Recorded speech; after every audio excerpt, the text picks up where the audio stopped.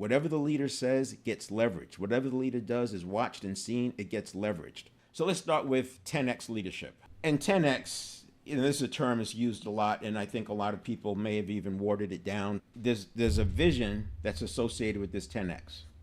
In Good to Great, he talks about level 5 leadership, which I'll get to. That vision requires a certain leadership process. And I'm saying process, so there's a lot to unpack there. We have a leadership style, and then we have the structure that to enable that leadership to happen. We delegate that leadership style possibly, but sometimes there's a mix. And this is what I was talking about, that hodgepodge.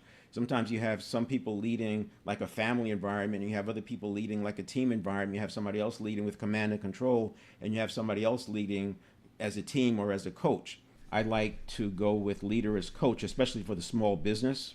And you can look this up. There's books written on it. It just doesn't have the play from the universities some of the other leadership styles have, like servant leadership, etc. But leader as coach is something that I would recommend for that small business, because it's going to work from one person to 1,000 people. And leader as coach is something that you can delegate. It's a leadership process that you can expect from your other people. You can measure it, and then we have tools and resources to make sure it's happening. So 10X is about working smarter.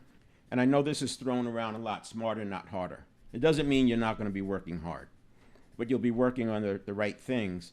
And when I say not harder, what I'm talking about is, instead of trying, we're going to have automaticity working for us. What do I mean by automaticity? We've all experienced how sometimes it feels like we're fighting against ourselves, we're working against ourselves. We take 2 steps forward and we cause ourselves to take 1 step back. Maybe it's a limiting belief, maybe it's something we just can't get ourselves to do. Maybe it's a reaction, and in a business environment, it could be somebody's pushing back, there could be some toxicity in the environment, etc. That's coming from automaticity, because it's essentially their habits and associations playing out. And what we want to do is, at the individual level, make sure that our automaticity is working for us as the leader, keeping us in that level 5 type leadership, that leader is coach. And that is the culture unfolds, that make sure we have the right automaticity at the culture level as well.